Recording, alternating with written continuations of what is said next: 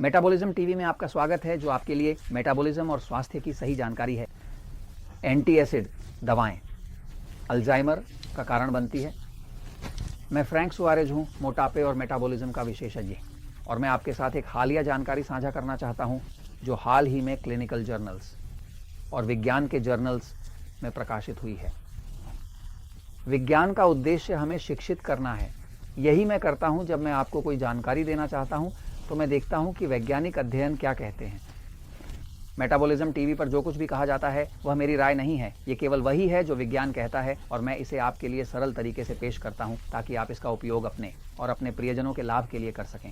तो हाल ही में यह पता चला है कि एंटी एसिड के उपयोग के बीच एक बहुत ही मजबूत संबंध है। एंटी एसिड का उपयोग रिफ्लक्स, एसिडिटी और समस्याओं के लिए किया जाता है।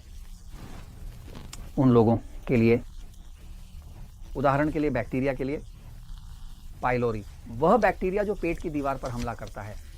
तो एक चीज जो व्यक्ति को दी जाती है वह है बहुत सारे एंटीबायोटिक और एक एंटी एसिड।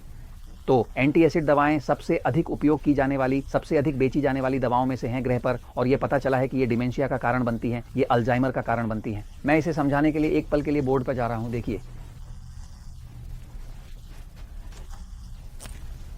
शरीर इसे पचाने के लिए इसका पेट में होना जरूरी है। एसिड बनाना, अगर वह हाइड्रोक्लोरिक एसिड नहीं बनाता है तो वह पचा नहीं सकता, एक टुकड़ा मांस पच नहीं सकता, यहां तक कि विटामिन B12 और सभी स्वस्थ तत्व जो एक प्रोटीन या मांस के टुकड़े में होते हैं उन्हें निकाला नहीं जा सकता अगर वह एसिड वहां नहीं है ना। जब किसी व्यक्ति को रिफ्लक्स होना शुरू होता है, अधिक एसिडिटी, एसिड ऊपर आता है और जलाता है गले में, तो व्यक्ति को एसिडिटी, पेट की एसिडिटी, रिफ्लक्स की एसिडिटी की समस्याएं होने लगती है, और कुछ लोग रात में सो नहीं पाते क्योंकि उन्हें यह एसिडिटी की समस्या होती है। तो सबसे पहले जो डॉक्टर सलाह देगा वह है, जिसे वे एक दवा कहते हैं, उदाहरण के लिए बम इनहिबिटर्स, प्रोटॉन इनहिबिटर, प्रोटॉनों के पदार्थ इलेक्ट्रॉनों और प्रोटॉनों से बना होता है। उदाहरण के लिए अगर हम एक परमाणु को देखें तो उसके केंद्र में हमें एक प्रोटॉन मिलेगा और उसके चारों ओर ही छोटे छोटे कुछ इलेक्ट्रॉन, है ना। क्या हो रहा है? एसिड, ये मुख्य रूप से प्रोटॉनों से ही बना होता है। तो एसिड में प्रोटॉन होते हैं। अब शरीर में एक बम है, कोशिकाओं में उन प्रोटॉनों को बनाता है जिन्हें हम एसिड कहते हैं। तो विज्ञान ने उस बम को ब्लॉक करने का एक तरीका खोजा, उस बम को ब्लॉक करने के लिए, ताकि वह एसिड का उत्पादन न करे। तो आज एसिडिटी को नियंत्रित करने के लिए दवाइयों का जो तरीका इस्तेमाल किया जा रहा है वह है उस एसिड को ब्लॉक करना जो शरीर को पाचन के लिए चाहिए। वास्तव में जब एक व्यक्ति पेट में एसिड बनाता है तो वह एसिड न केवल पाचन में मदद करता है, बल्कि यह किसी भी बैक्टीरिया को भी रोकता है जो उसके भोजन के साथ प्रवेश करने की कोशिश करता है, क्योंकि एसिड उसे तुरंत मार देता है। तो एसिड न केवल पाचन में मदद करता है, बल्कि यह शरीर में प्रवेश करने की कोशिश करने वाले किसी भी परजीवी या बैक्टीरिया के प्रवेश को भी रोकता है ना। समस्या यह है कि जब कोई व्यक्ति अवरोधकों का प्रयोग करना शुरू करता है, पोटेशियम पंप के अवरोधकों के बारे में, जो एसिडिटी के लिए सबसे सामान्य दवाएं हैं, उनका उपयोग करने से मानसिक समस्याएं, डिमेंशिया की समस्याएं और अल्जाइमर की समस्याएं होने लगती हैं। एक अध्ययन है, यह वास्तव में बहुत व्यापक था। वास्तव में कई लोगों के साथ जो जर्मनी में किया गया था। आप में से जो लोग अंग्रेजी बोलते या पढ़ते हैं उनके लिए इस अध्ययन का नाम है प्रोटॉन पंप अवरोधकों का डिमेंशिया के जोखिम से संबंध। इस डॉक्टर ने यह किया, इस अध्ययन का नेतृत्व डॉक्टर गॉम ने किया। यह अध्ययन एक बहुत बड़ा अध्ययन है जो 76,369 मरीजों के साथ किया गया था, यानी यह 2004 से 2011 तक किया गया, यानी इसे निष्कर्षों पर पहुंचने के लिए 7 साल का समय लगा। अध्ययन के निष्कर्ष यह थे कि 76,669 लोगों में से जो लोग प्रोटॉन पंप अवरोधक एसिड रिफ्लक्स के लिए एंटी एसिड दवाएं ले रहे थे, उनमें से 44% लोग थे। इन दवाओं का उपयोग करने वाले व्यक्तियों की संख्या काफी अधिक थी, जो दर्शाता है कि एसिड रिफ्लक्स की समस्या व्यापक है। डिमेंशिया या अल्जाइमर का जोखिम जिनका 44% लगभग बढ़ गया। तो जो लोग एंटी एसिड का उपयोग कर रहे थे उनमें 7 साल में डिमेंशिया या अल्जाइमर विकसित करने का जोखिम बढ़ गया, और स्पष्ट रूप से एसिड का उपयोग करने वालों में यह 44% बढ़ गया। तो यह कोई छोटा प्रतिशत नहीं है। अब ये पहले किए गए अन्य अध्ययनों के साथ बिल्कुल मेल खाता है जो चूहों पर किए गए थे, है ना।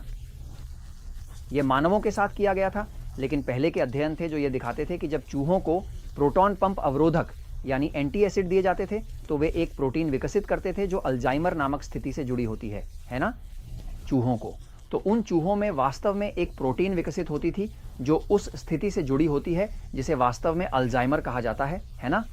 उस प्रोटीन का नाम बीटा है। अरे मिलिन बीटा अमीलोसा, है ना। वह प्रोटीन जो वास्तव में उस व्यक्ति की पहचान करती है जो अल्जाइमर से ग्रसित है, चूहों में बनाई जाती थी, लेकिन कभी भी ऐसा कोई अध्ययन नहीं हुआ था जो एसिड एंटी एसिड के उपयोग को मानवों के साथ जोड़ता हो। अध्ययन हो गया तो अब यह देखा गया है कि जोखिम 44% बढ़ जाता है अल्जाइमर या डिमेंशिया होने की संभावना। तो अगर आप वास्तव में अपनी एसिडिटी से लड़ना चाहते हैं तो मैं आपको कुछ प्राकृतिक चीजों की सिफारिश करता हूं।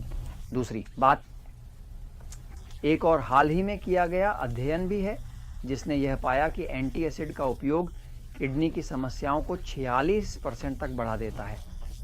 तो चाहे ये आपके दिमाग को नुकसान पहुंचाता है, आपको डिमेंशिया या अल्जाइमर देता है, या ये आपके किडनी को नुकसान पहुंचाता है, आप इसे रोक सकते हैं। बाजार में सबसे ज्यादा बिकने वाले एंटी एसिड में कई ब्रांड हैं जैसे नेक्सियम, प्रीवेसिड, प्रिलोसेक, लेकिन यह इस पर निर्भर करता है कि आपको कौन सा ब्रांड दिया गया है। मुद्दा यह है कि अगर आप एसिड की अधिकता को नियंत्रित करना चाहते हैं तो आपके पास केवल 2 चीजें करने के लिए हैं और ये हमेशा काम करती हैं। पहला, ठीक है, आपको हाइड्रेट करना होगा। जिन लोगों को एसिड की समस्या होती है वे अक्सर, मैंने विभिन्न देशों में 1 लाख से अधिक लोगों के साथ काम किया है। जब आप हाइड्रेट करना शुरू करते हैं और सही हाइड्रेशन फॉर्मूला का उपयोग करते हैं जो है आपका वजन किलोग्राम में 7 से विभाजित करना जो कि पानी के गिलास के बराबर है, या आपका वजन पाउंड में 16 से विभाजित करना जो कि दिन में पानी के गिलास के बराबर है 8 ऑंस या 250 मिलीलीटर के गिलास। जब आप सच में हाइड्रेट करना शुरू करते हैं तो शरीर को एसिडिटी की समस्या नहीं होती और रिफ्लक्स चला जाता है। और दूसरी बात जो आपको करनी है वह यह है कि आपको यह जानना होगा आपके पास किस प्रकार का तंत्रिका तंत्र है। अगर आपके पास एक उत्तेजित तंत्रिका तंत्र है, आपका शरीर, आप लाल मांस खाते हैं, आपको एसिडिटी होगी। अगर आपके पास उत्तेजित तंत्रिका तंत्र है जो सिंपैथेटिक डोमिनेंट है, तो ये एक ऐसा शरीर है जो बहुत तनाव में है और आपके लिए वैसा ठीक नहीं है। तो आपकी समाधान है कि आप मेटाबॉलिज्म टीवी पर जाएं और एपिसोड नंबर 199 देखें। एपिसोड 199 आपको यह बताता है कि क्या आपके पास एक निष्क्रिय या उत्तेजित शरीर है। सभी शरीर समान नहीं होते क्योंकि हम सभी समान नहीं होते। तो हाइड्रेट करने से आपका तंत्रिका तंत्र कैसा है और उसी अनुसार खाने से आपको एसिडिटी की समस्या नहीं होगी और आपको इनमें से किसी भी दवा की जरूरत नहीं है। न ही आपको डिमेंशिया में रहना है, न अल्जाइमर में, और न ही आपके किडनी को नुकसान पहुंचाना है। तो मैं ये वास्तव में आपको बताता हूं क्योंकि सच हमेशा जीतता है।